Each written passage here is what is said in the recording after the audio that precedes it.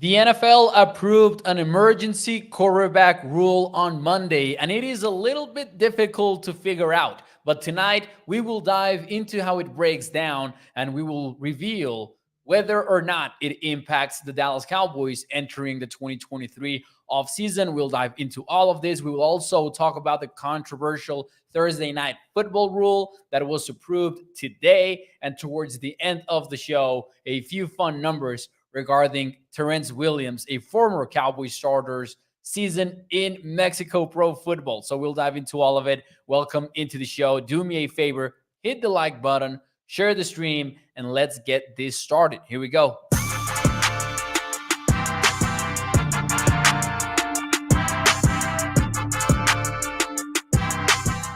What is up, everyone, and welcome into A to Z Sports Dallas Prime Time.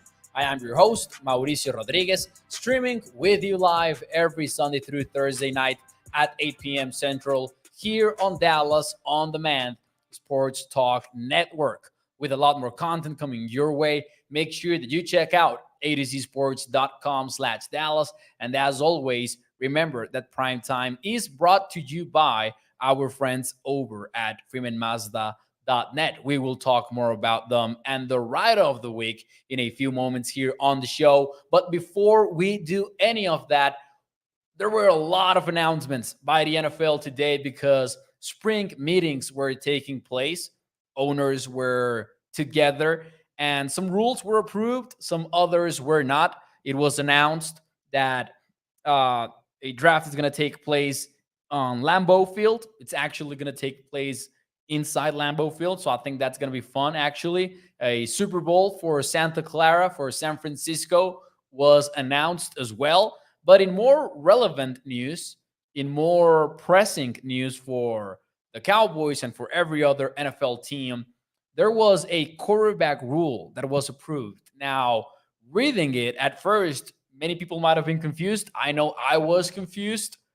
But after breaking it down, we kind of understood the meaning behind all of it. So we'll break it down tonight. We'll talk about how it impacts the Cowboys, if at all, and who is the one player that is actually the most impacted by this rule, which is kind of obvious, but we'll dive into whether or not it will mean anything because it's difficult to kind of like really interpret how teams are going to react to such an approval. And long story short, for those of you who maybe missed the news, the NFL owners approved what is being called the emergency quarterback rule. Here's how it works, basically, in basic terms, and then we'll break down some of the details. Teams are going to be allowed to carry a third quarterback on the active game day roster, and he doesn't have to be, or he won't count towards the active players limit on game day. But it has a little bit more details that we need to break down. So I will do that really quickly. But right off the bat, for those of you who maybe did check out the news and maybe did kind of like understand what it's all about, let me know in the chat. Do you like or dislike the new rule by the NFL to keep a third quarterback on the active roster list without him counting towards the active list? Now, I'll break it down a little bit further if you want. Now, Toxic Tom says bunch of third string quarterbacks just tanked the NFL for job security. And we'll break it down because, that was my initial reaction. But the more that I think about it, the more that I kind of wonder how much of an impact it really will have on how NFL teams approach things. And that is exactly the conversation that I want to have. So I love that comment by Toxic Tom because it is an interesting rule and I'm looking forward to breaking it down. So some context. Let's dive into some context before we move on here. How the NFL rule actually works, how the roster rules work. Essentially, you have your 53-man roster, right? And any given week, you can call up two players to the active game day roster from practice squad. So you can essentially work with a 55-man roster, quote unquote, for game day. But the point of it is when the game actually takes place, you can only suit up 48 of your players as long as you're carrying 8 offensive linemen. Because if you're not carrying 8 offensive linemen, then you can have a maximum of 47 players suiting up for game day. But let's kind of ignore that for a second and let's call it 48 players. You can have 48 active players for any given game day. Now, on top of that, the league will allow teams to have basically a 49th man suited up, but he will be a emergency third quarterback. The league is thinking about what happened between the San Francisco 49ers and the Philadelphia Eagles in the NFC Championship game of this year, when we suddenly were watching Christian McCaffrey play quarterback for the 49ers. Essentially, the league maybe does not want to see that happen again, and they're giving teams the option to carry a third quarterback for a game day without penalizing them for a active game day spot, right? However, there's a problem with the rule, and I like it. I don't have anything against the rule, but here's where it gets pretty tricky for me. That third emergency quarterback has to be a member of the 53-man roster. So you cannot stash a guy on practice squad and have him suit up for games that you call him up for. He needs to be on the 53-man roster. The immediate reaction from many is, that means that the team has now an incentive to carry a third quarterback on the 53-man roster in order to benefit from this rule. Because if you carry two guys, or if you maybe have an extreme approach to things like the Cowboys did last year, and you start the season with just one quarterback on the roster, and you call up the backup for 2 games before you actually sign him to the team, then you don't get the benefit from this rule. You don't get to suit up a number 3 quarterback. Now, many people will say it would be dumb not to do it. It would be dumb not to carry a third quarterback, but I'm not entirely sure about it. And we'll talk about why in a few moments. Before we do that, though, let me say hi in the chat. We've got Toxic Tom. We've got Bruce saying that he likes the rule change. Gregory dislikes it. Chalk says, I like the rule. Toxic Tom says, does it have to be a quarterback, or can you carry an extra offensive lineman and he's QB3? Well, wait, what? Nah, you cannot. It has to be a quarterback. I'm okay with it, says Stephen White. I like it, says Jeremiah over here in the YouTube chat. Let's see. Bruce says, remember a few years ago when Denver had to play wide receiver at quarterback? I bet that they love this rule. Now, here's where it gets kind of weird, though. I'm going to reframe this question. NFL teams have shied away from carrying a third quarterback on the roster. Not all of them. And there might be a majority of them that do carry a third quarterback on the roster. But if you don't do it, if you're like the Cowboys that in recent years have not carried 3 guys on the 53-man roster, would this rule make you change your approach?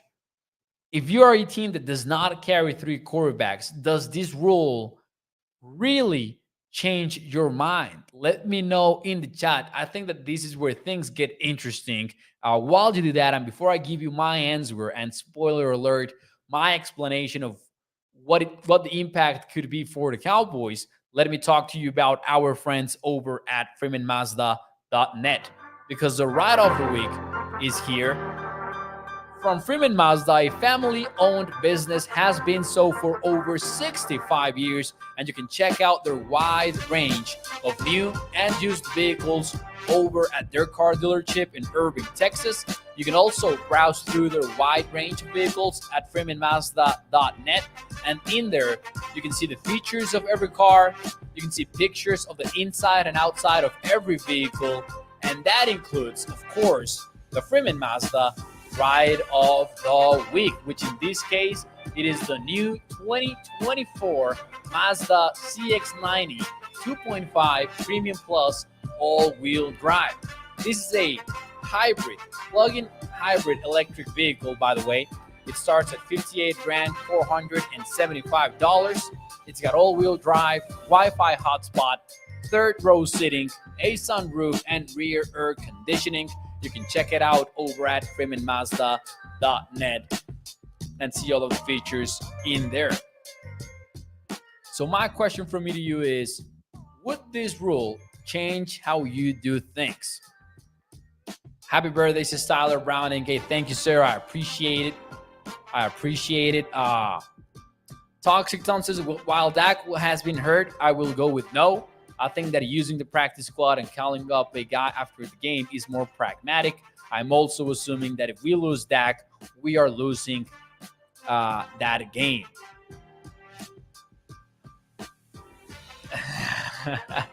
Y'all are having fun in the YouTube chat again. If you get down to the third quarterback, you're hurting anyways, says Martin. Exactly. And Kyle Shanahan talked about this after the NFC Championship game last year. And you guys remember that story. You know, the 49ers basically ran out of quarterbacks. Brock Purdy got hurt. Johnson got hurt. And then they got into a situation in which Christian McCaffrey was playing quarterback for them in the NFC Championship game. Now, that being said, Kyle Shanahan talked about this after that game, and he said that it had never happened to him in over 20 years of coaching. For another coach, it hadn't happened in 45 years of coaching. And he mentioned that carrying a third quarterback is something that is going to hurt your team in one game out of 1,000.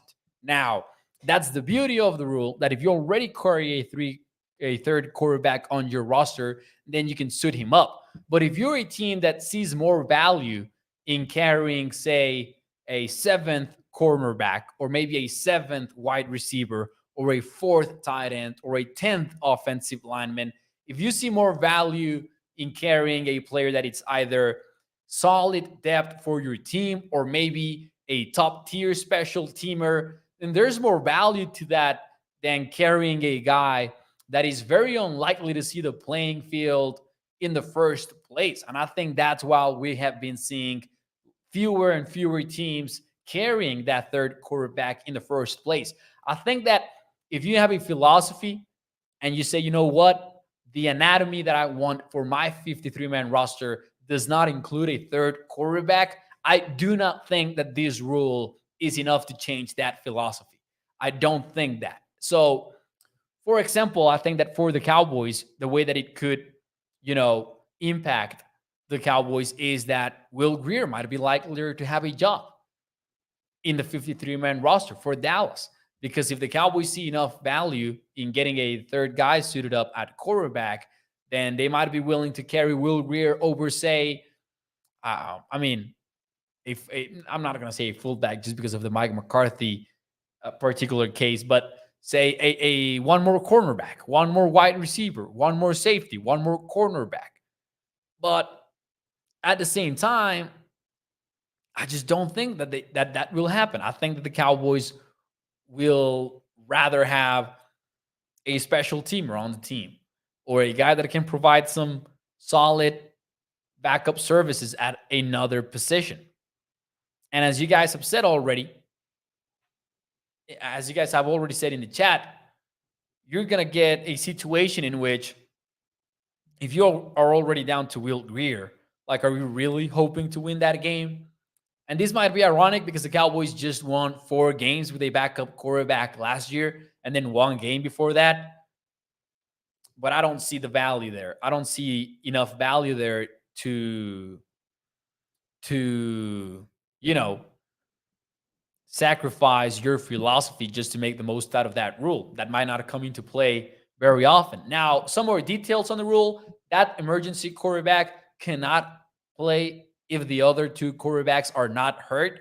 And if one of them is at one point ready to return to the field, then the emergency quarterback must stop playing then. If he gets re-hurt, the second guy or the first guy, then he can play again. But he can only enter the field if your top 2 guys are hurt at the QB position.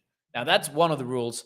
The other key rule, as I said before, he has to be in the 53-man roster. If it was a practice squad thing, then it would be a fantastic rule, in my opinion, that every team would like to exploit. But I just don't see it being that big of a deal after thinking about it and breaking it down a little bit. Toxic Tom says, Mo, if you're having to play your third string quarterback, it's like fixing a bayonet in combat. Yep, that is true. That is true. How often were multiple quarterbacks hurt on one team in the same game? Talk about it's not your day. Exactly. So I agree with that. And I just don't see it being a big deal. And if I had to bet, no, the Cowboys are not carrying three quarterbacks on the roster when it's all said and done. Tyler says, Will Greer versus Dennis Houston. Will Greer versus Dennis Houston for that final roster spot. Will Greer would beat the Texans, says Toxic Tom. But yeah, Tyler is talking about Dennis Houston. And Toxic Tom says he doesn't even need the 10 other offensive players. Man, I really don't know what to make of the Texans. Like, I'm not going to tell you that they're going to be a winning team or that they're even going to get close to being an even record team or close to it. But I will say that I'm tempted to taking the over on their win total for 2023.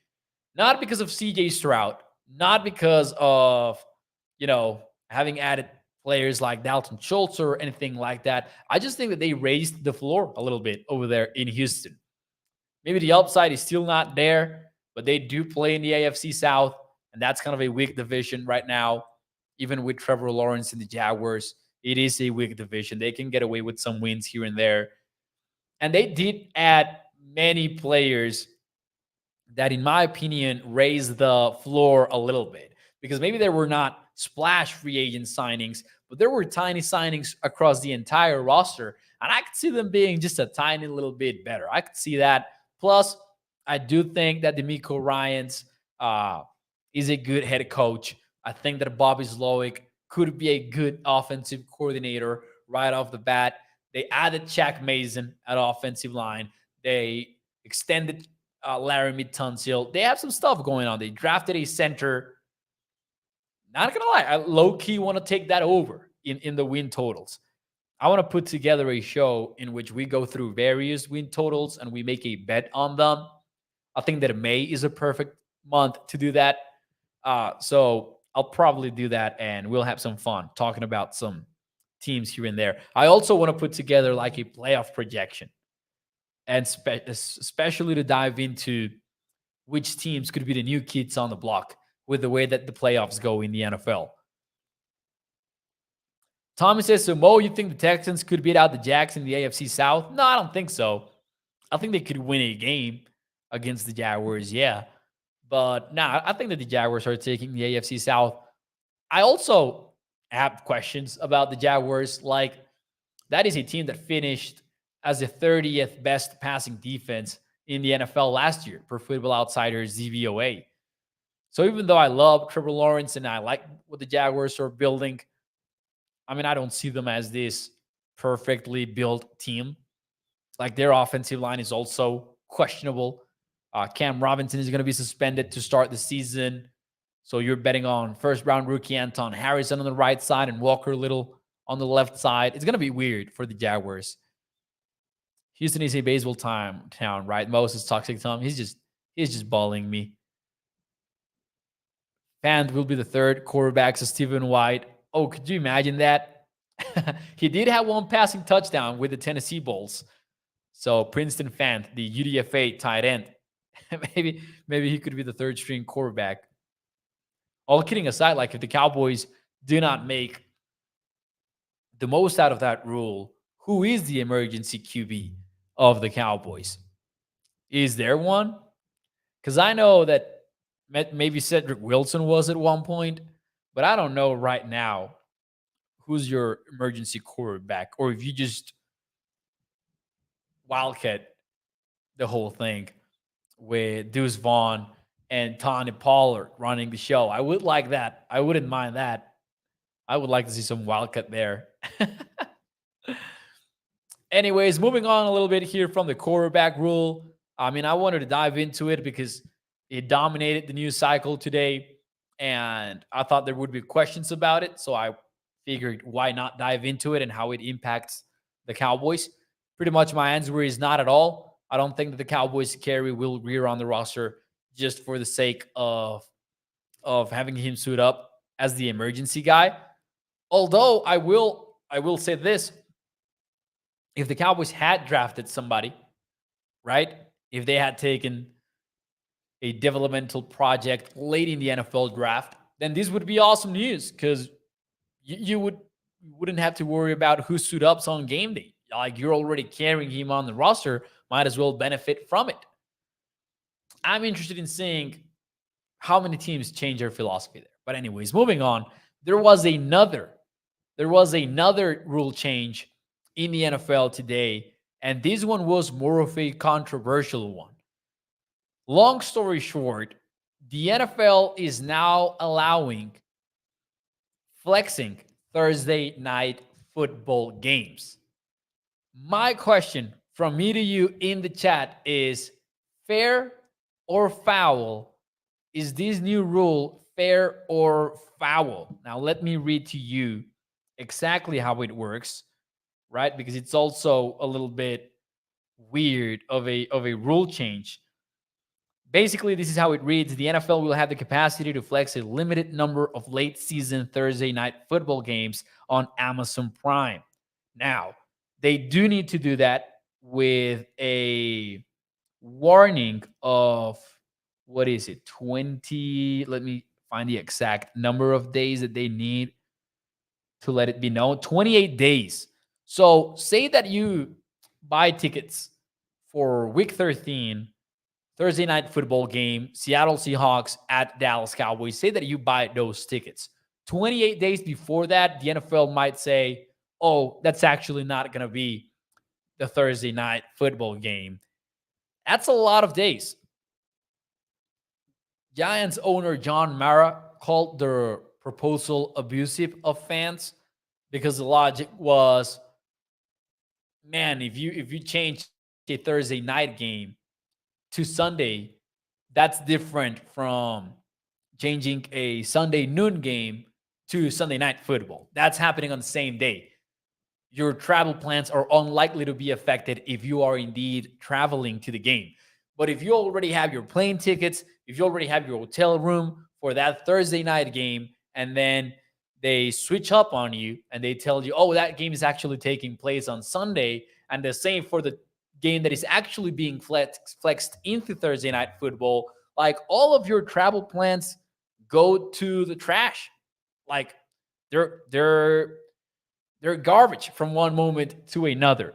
So is that fair or foul? Let me know in the chat. What do you think about the NFL's rule change? Now, I will say this. The fact that it is 28 days of warning helps. I also wonder, once the NFL has taken this small step in 2023, will 1 year from now, will the NFL be saying, oh yeah, we're going to cut that down to 2 weeks? Because that sounds very likely. That was the original proposal. The original proposal was, we're going to give everyone a 2-week warning. That was declined with John Mara leading the charge. And now it has been bumped up to 28 days. I think it's a matter of time before they cut that down back to 2 weeks. Tyler Browning says, I just wrote about it and I still don't know what the rule entails. maybe not what you, maybe you don't want to put that out there, Tyler. maybe let me review it really quickly. Let me hop off Prime Time and review it, man. I'm just kidding. But yeah, that's basically it. So from week 13 to week 17, and that does include a Cowboys game, by the way, which is the Seahawks at the Dallas Cowboys. The league can say, we're going to take a Sunday game, we're going to push it up to Thursday night football, and then the Thursday night football game that was originally scheduled to take place, that's going to be relegated to Sunday. It's difficult to break it down because, okay, my immediate reaction, yeah, it is, oh, come on, NFL owners suck. They do not care about fans. It sucks, right? That's my original reaction to it. The more that I think about it, though, the more that I can see what the NFL is thinking here and why they are willing to risk angering those NFL fans that maybe have already purchased the tickets, that are already have their plans set in stone for maybe the planes, the hotel, all of that. Jerry Jones said that only 7% of fans have been to an NFL stadium. We were talking about this on the A2C Sports chat, and we were talking about whether or not that number could be real because it sounds surprisingly low. Like only 7% of the fans of the NFL have gone to a stadium. That sounds like false at first. But once you consider the amount of NFL fans that there are in the United States, it actually sounds pretty logical, in my opinion. Like per Statista in 2015, there were 115 million NFL fans in the US. 7% of that is eight. It's over 8 million. So I can kind of see that being the case, that being an accurate number, more or less. But it is true. It is true that more NFL fans, whether you like Thursday night football or not, you're still going to tune into the game. And you could argue that more fans are benefiting from having a better game on TV than those fans that are maybe being, screwed over with their travel plans, etc. Now, that is one point. The other point is this: 28 days is a lot. Like, since the 28, and I'm not saying that it's a lot to, change your plans, etc., because that part of it still sucks. But what I'm saying here is the games that are going to be flexed out of Thursday night football are the games that really, really have a team that just happened to be a massive failure. I don't think it's going to be similar to what we get late in the season where they flex a divisional game that could pivot what is happening within that division. I think it's going to happen like, I'm going to give you an example. Seahawks at Cowboys. Those two teams are expected to be, in the thick of it. They were in the playoffs last year. But what if Geno Smith proves to be what Geno Smith was before 2022 and things don't work out for the Seahawks in 2023? And maybe week 13, what would that have to be? 12, 11, 10, 9. By week 8, they're 1-7. I'm obviously going with an extreme scenario here. If they flex that out of Thursday night football and they give us, I don't know what the week 13 schedule is, but let's say that it's Chiefs versus the Chargers, then it kind of makes sense. You can see the merit behind what the NFL is trying to do. It is possible that they don't flex any of these games, in my opinion. I can see that being the case. I can see the NFL not flexing Thursday night football games at all. However, well, the rule exists. They can flex up to 2 games this year, sort of like an experiment, and see how that goes. It cannot happen to the same team. And even more so than that, it cannot be, let me make sure of this. Yeah. Maximum number of Thursday night games will remain 2 per team, and no team will be required to flex to a Thursday night game more than 1 time. So that is good, in my opinion. That is good. I still don't love it. I'm just trying to see the NFL owner's point of view. And obviously, the NFL owner's point of view is, taking care of the money, taking care of the Amazon deal. And it is a priority for them to spoil Amazon a little bit, especially after a very, very sucky slate of games in 2022, in which even the commentators in the booth made fun of the games while they were calling them, which was insane. But there you go. Can it be an international game? I don't think so. No, I don't think so. I'm 99% confident that it cannot be an international game. It wouldn't make a lot of sense. Bruce says, but Mo, Thursday games are known for sucking. Fans wouldn't know what to do about a good game.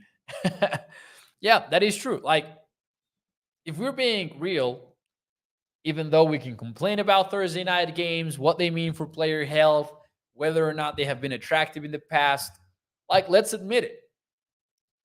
With the primetime rule that the recent primetime games rules that says that not every NFL team is required to have a primetime game, or the NFL is not required to schedule a primetime game for every team.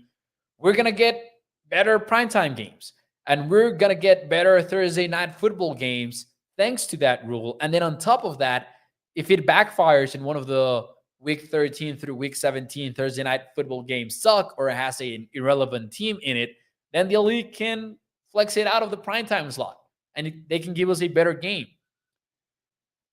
Being fair, I can see the reasoning behind that. And I don't think that the reasoning necessarily sucks, even though I still don't like the rule change. And I kind of think that it sucks for fans that are planning on attending the game.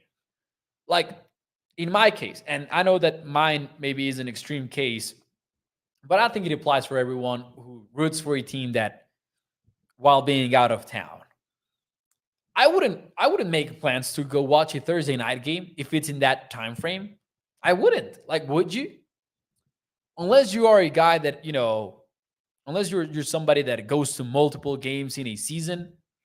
Like, for example, me being in Mexico, it would require traveling to a game, buying tickets, getting pretty much a not 5 day, I mean, maybe 4 day trip, 3 day trip together and planning it. I heck no, I would not do it for a Thursday night football game. Not in a million years. Even if that possibility is pretty remote, I wouldn't do it unless I lived there. That would be different. I think it sucks for those fans. Tyler says, I got you with the barbecue Rex when you come up. Hey, Tyler, maybe week 2, maybe. I'm eyeing it. I would like it. If you guys are in Dallas, I might be heading there in week 2. I don't know. Too early to tell.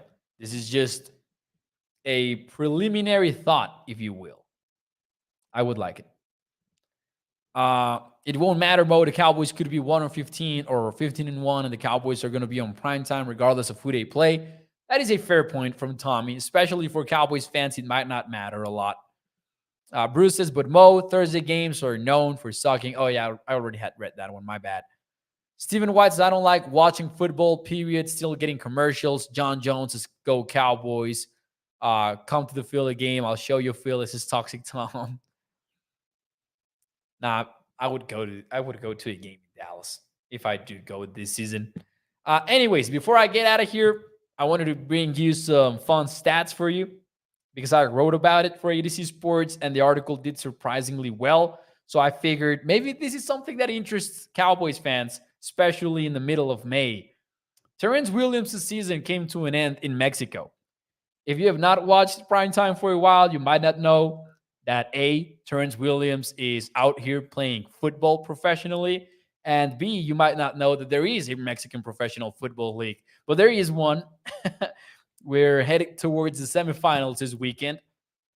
My hometown team and who I work for too during the games is undefeated. They're going to host a semifinal as the number 1 seed in the league. But last weekend, the wild card games were played, and Terrence Williams' team was eliminated. Now, Williams is probably the most experienced NFL player to ever start for a team here in Mexico in the LFA, which stands for Liga de Fútbol Americano. I think you can translate that. I think you can decipher what that means. Obviously, Williams, having started 68 games for the Cowboys, played in 83 of them. This league is mostly made up of Mexican players, there are some American players, most of which do not have FBS experience, let alone NFL caliber experience of that sort. And yeah, Williams helped his team turn around from a winless season to a 5-5 season with a playoff berth. And he finished the year with 679 receiving yards, which was the 8th most, 4 touchdowns, which was tied for 14th.